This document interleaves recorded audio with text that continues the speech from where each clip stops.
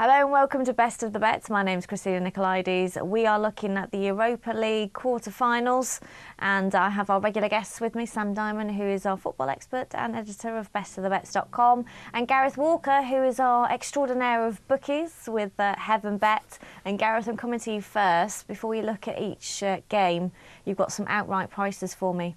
Certainly have, yes. Heaven Bet, we've got Tottenham as favourites, 3.2 for them to win outright. Yeah. Chelsea at 3.4, got Benfica at 5.5, Lazio at 7.8, Rubin Kazan 16. Sure you'll be interested in Newcastle yeah. at 19, Fenerbache 21, and then Basel outsiders of the field at 29.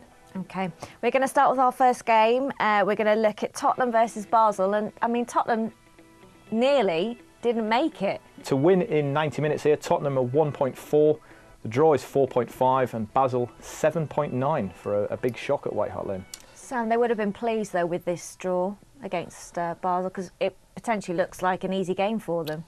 It potentially looks like an easy game. I'm not convinced it is. Yeah, Tottenham are the favourites now, but yeah, as we say, they're very lucky to be in this competition because of their antics in the San Siro. And let's not forget the fact that they needed a very late goal at Lyon to get through the round before. Basel were a good side, and we saw this last season. They beat Manchester United to knock them out of the Champions League, and then they took a first leg lead against Bayern Munich as well, although they eventually came spectacularly unstuck there. But they're a good side, and I think they're strong at home, much like Tottenham are in this competition. Yeah. The onus is going to be on the home sides in both legs to really take the game. So if Basel can come away with this, with the tie still intact, I think they've got a very good chance of qualifying. Much has started to be made now of Tottenham have lost 3 games in a row. Are the wheels coming off their season like they did last year? Yeah. I'm not particularly convinced that's the case. I think for all the plaudits that are heaped upon Gareth Bale, and quite rightly so, he's been spectacular. Yeah. They've really missed Aaron Lennon because it's just the balance he brings to the team. Yeah. So he's likely to be back in contention now. So I think Tottenham will be okay. They've got a good manager, they've got a good squad, but this is quite an interesting tie. Yeah, I think that Basel have been written off a little bit. Say Tottenham have gone favourites for the competition on the strength of having, basically because they've got this, what is perceived as the easiest tie that they could have got, but I don't think that is the case. I've been impressed with Basel when I've seen them.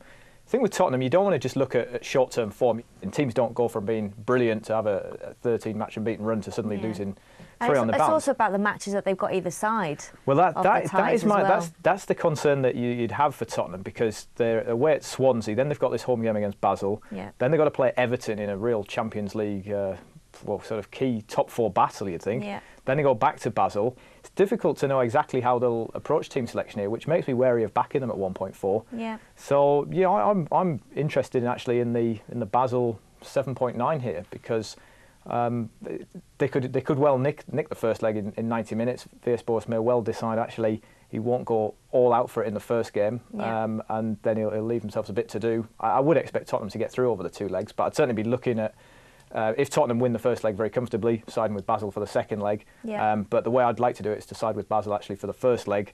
7.9 is very big. And one other bet actually, which a price that caught my eye: Tottenham to lead at half time, but Basel to come back to win the match. That's within the 90 minutes. That's priced as big as 41.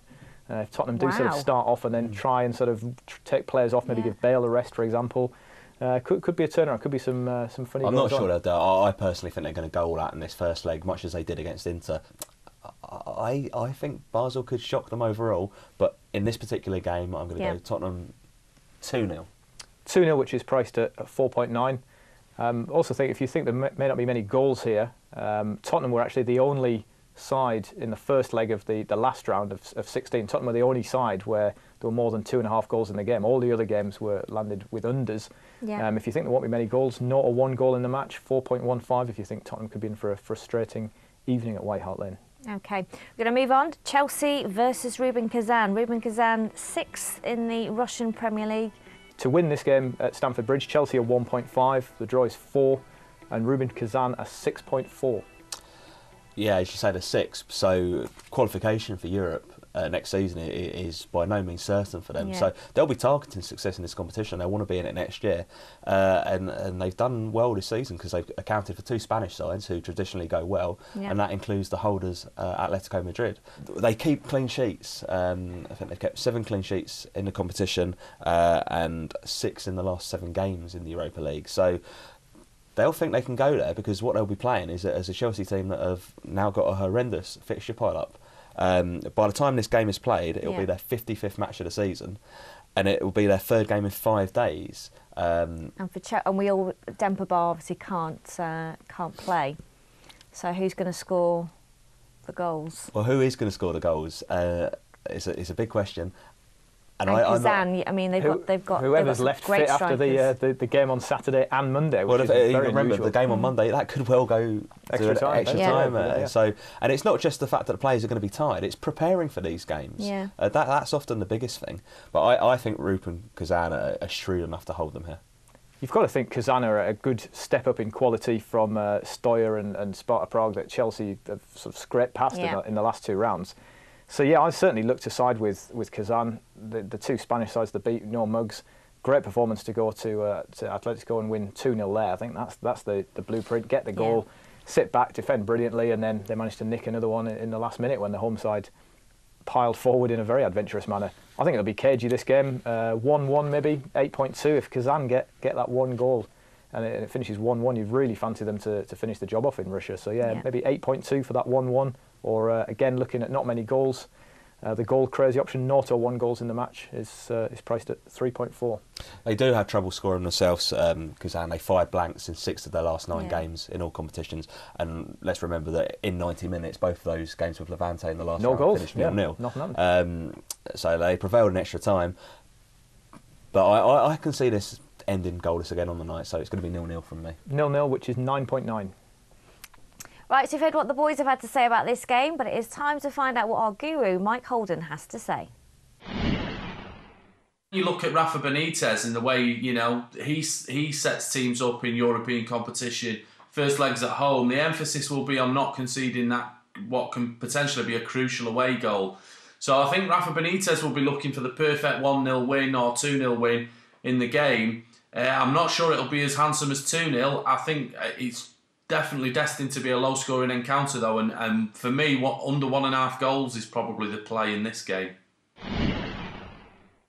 Odds? Yeah, he's looking for under goals there, so under 1.5 goals in the match. Yep. So that's priced at 3.4. That's the goal crazy option there, 0 or 1 goal in the match. If he wants to go for under 2, which may be an option, that's 2.35. I thought the other interesting thing from Mike's piece there, we're talking about teams that have been in Europe a long time. I think that bottle of water on Mike's shelf's been in Europe even longer, hasn't it? I hope he's not drinking it. That's a good 6 months worth, I think. OK, we're going to move on to the tune, and it's Benfica versus Newcastle. Prices for this game, Benfica are 1.5, the draw is 3.9, and Newcastle to win at the Stadium of Light, 6.5. Wow. I think Alan Pardew's made it very clear how he intends to set up for these Europa League away games, which is for the 0-0 draw. They've kept 4 successive Europa League clean sheets. 1 more will actually be a competition record since the format took shape, and they've conceded a competition low of 5 goals this season. Yeah. The flip side to that is they haven't really done much up front themselves, and obviously they've lost Demba Ba. They've only managed 9 goals. And their only goals in the last 5 games have been Papa Cisse's late header against Annecy and Show Amiobi's penalty away at Metalist. And I was just not really sure that their injury blitzed squad is just has enough about them to really be successful in this competition this season. Yeah. And they now have a tie, which I think is probably the hardest tie. Benfica are my bet now to go all the way and win the competition because they've just hit sparkling form. They've gone 4 points clear in the Portuguese league of a Porto side that were at a baseball red card away from getting to the last 8 of the Champions League.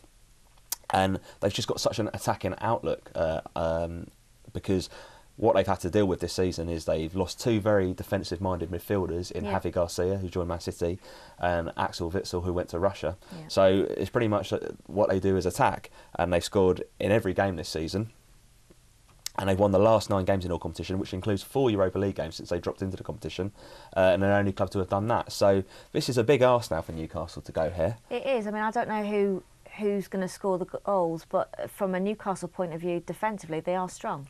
I've been very impressed with Newcastle in the Europa League. I've not been so complimentary about them in the Premier League, as you well know, but Europa League-wise, to go away to deepest, darkest Eastern Europe and keep those clean sheets, really, really impressive. Can't praise There's them. been some great defensive displays. Stephen Taylor, now got his England call. Got an England call on the strength of throwing himself around. Congratulations to Tails on that. Yeah.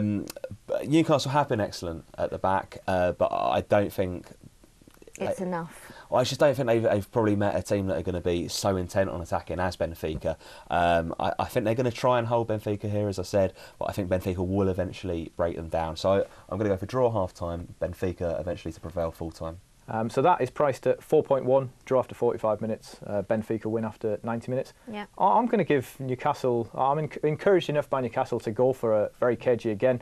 Benfica are very attack-minded, but I just think this issue, these first leg games, how gung-ho can you go? Or actually, the bet I'm going to go with at the prices is 0-0, which is priced at 9.5. I'm sure Newcastle would be delighted with that. Although, having said that, I'd fancy Benfica to maybe nick it. Right, we're going to move on to our final game then. Fenerbahce versus Lazio. Fenerbahce 2.25, the draw is 3.2, and Lazio 3.1.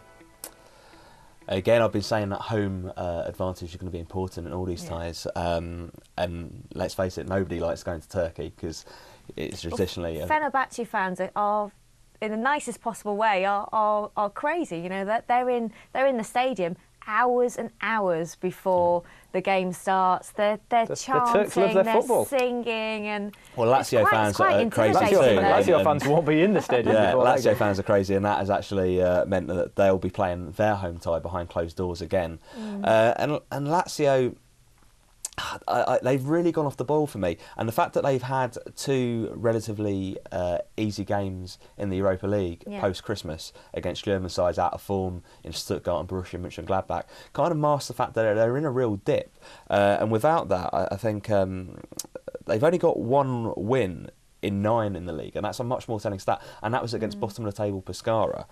They've lost 6 of their last 8 in Serie A. And it's all really falling apart for them. And I think if they come away from this first leg with a negative scoreline, I think they'll do very hard to get back into it with no fans in the stadium. Yeah, I've got to side with Fenerbahce, really. I like this 2.25 about the home win. Yeah. Again, I keep coming back to this stat, which is about the lack of goals in these first leg matches. Wouldn't be getting too carried away with big scorelines. But I mean, Fenerbahce would love 2-0, which is priced at 9. Or the under 2.5 goals, which is a shared odds on, but really like that 1.9. Yeah, I think that's a really good bet. Lazio are the competition's top scorers, but I think that's kind of, again, is a stat that maybe is skewed somewhat because they failed to score in 4 of their last 5 league games. Miroslav Klose is still out injured, could be back, and Mauro Zarate is out of favour with the hierarchy. They have actually got the top scorer in the competition in Libor Korzak. He's got 8, helped by a hat-trick in the last round, but he hasn't scored in the Serie A this season, and I'm not really sure if he is up for the task of a team that is so sort of well-drilled and organised as Fenerbahce. Right, so we have been asking you to tweet, so we've got our tweets for the Europa League. I'm going to start with @ThomasJones9000. Sorry, Thomas. He says, my best bet for the Europa League is for Newcastle 1-1 away to Benfica. 7.8 for Thomas Jones for that bet. Thomas thinks they're going to score a goal. That's optimistic. We have @Hail Fabio. He says, hope Newcastle win the Europa League, but we'll be backing the favourites to win all 8 games. Oh, he's a favourite backer. Maybe the bet he might like from the Europa League, Chelsea and Tottenham both to win. That double pays just over 2, or he could add Benfica in 3.15. Add Fenerbahce in, he's getting 8, about 4 home wins in those first leg ties. What about best bet, Gareth? My best bet for the Europa League is Fenerbahce to beat Lazio in the first leg, 2.25. Sam? I like Gareth's bet there as well, but I'm going to go for a big price about no goal scorer, Chelsea versus Rubin Kazan, 9.9. I'd actually go the same for Benfica Newcastle. 0-0 there. 9.5. For you to place your bets on any of the Europa League games we have mentioned and much more, and for all your latest odds, then do check out our website, which is heavenbet.com. You can tweet us at Best of the Bets. Do use the hashtag if you can. And you can watch this show back on our website, bestofthebets.com. We'll see you same time, same place next week. See you then.